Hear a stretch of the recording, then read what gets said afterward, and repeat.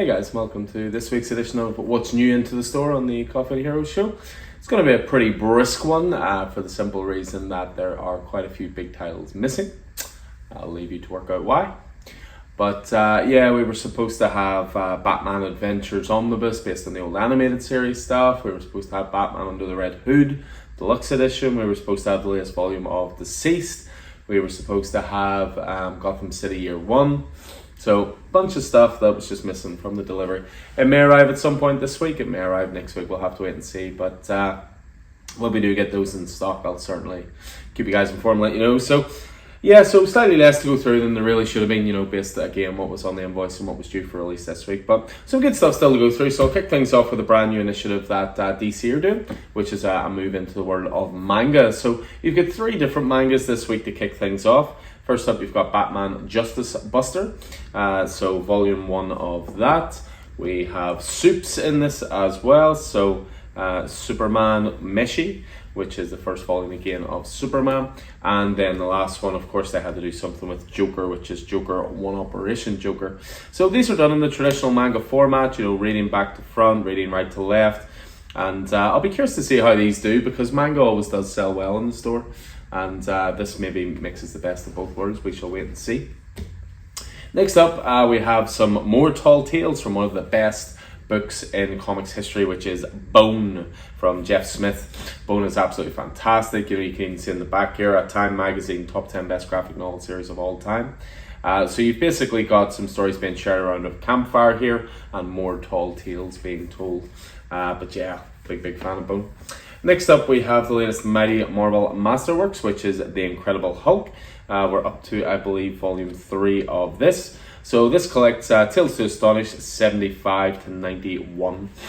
We always get in the direct market covers, so these are only available at comic stores, which are always the reprints of those classic old covers. There is another version you can get, which is the sort of general cover.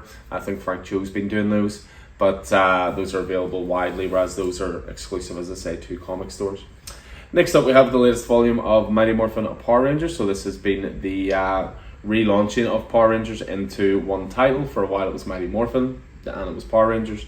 Now it's just the two together. So Melissa Flores continuing with that, a writer who we interviewed in the pod not too long ago. Definitely worth checking that out. So volume 2 for you here. This collects Mighty Morphin Power Rangers 103 to 106. Next up, we have the latest volume of Venom from Al Ewing.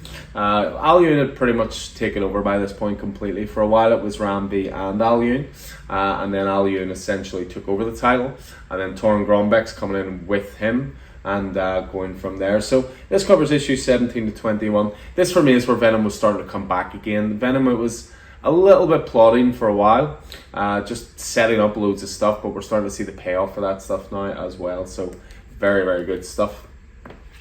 Next up, we have Superman Kal-El Returns, the trade paperback of that. So Philip Kennedy Johnson. This is predominantly the Action Comics run set just after Warworld. But you've also got Son of Kal-El issues in here. You've got the Superman Kal-El Returns special, so of course coming back to Earth. And then again, as I say, you've got those 4 issues of Action Comics, 1047 to 1050. Pretty chunky bad boy, so something for the super fan in your life.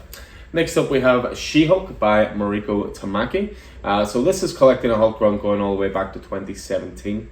Well, it's She-Hulk, but it started off as Hulk with Jen as the Hulk of the title, and then it also includes She-Hulk. So you basically got Hulk 2017 issues 1 to 11, as well as She-Hulk 159 to 163 that obviously moved on to She-Hulk Legacy, numbering it there.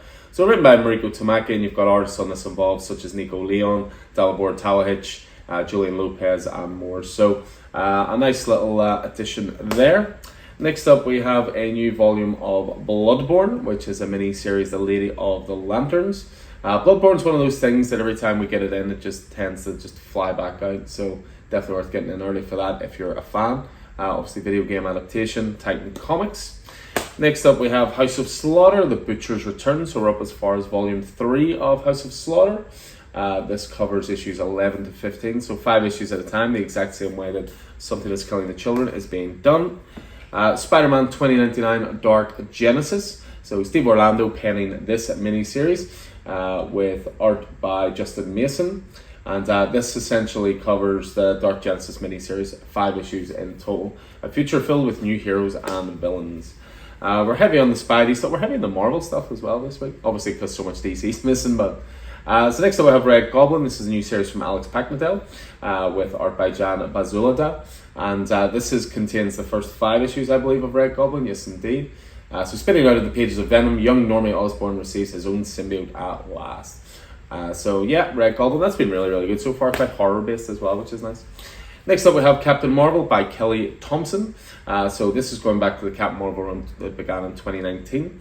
This collects the first 11 issues and also the one-shot Captain Marvel, The End. So written by Kelly Thompson, some gorgeous covers were done on that by Mark Brooks. You've also got artists such as Carmen Carnero, Anna Paula Martello, Tamara Bonvillain on colours, which is always a bonus as well. And then we finish off with something pretty special. This is beautiful. This is Daredevil, Guardian Devil. So this was essentially the launch of Marvel Knights, which is a more grown-up Marvel label. Kevin Smith come to comics. So many writers and artists move to movies. Kevin Smith went the other way. Joe Quesada on art for this, with some fill-ins by Jimmy Palmiotti as well. Beautiful. One of the best Daredevil stories of modern times, I think. 8 issues in total. In here, you also have the half issue that came with it as well. And it's in this oversized sort of treasury format as well. So, the Devil of Hell's Kitchen, a scared teenager on the run, an infant child, some says humanity's savior, a former lover hobbled by a terrible secret, a law partner accused of a horrible crime, a city overcome by an inscrutable menace. They need a guardian, someone to protect them, someone with faith in them. They need the man without fear. So great stuff this, and again it just blows up that beautiful Joe Quesada and Jimmy Palmiotti artwork, so definitely book of the week there for me. So yeah, that's it going into the stores this week, going on the new release racks, going into the back catalogue as well. So as ever, these will all be available from New Comic Book Day this coming Wednesday, which is the 6th of September. So I'll hopefully see you guys from there. As I say, we're back to normal this week, no delays with deliveries, just tons of stuff missing. So anyway, I look forward to seeing you guys in store. Hope you're keeping well, and take it easy.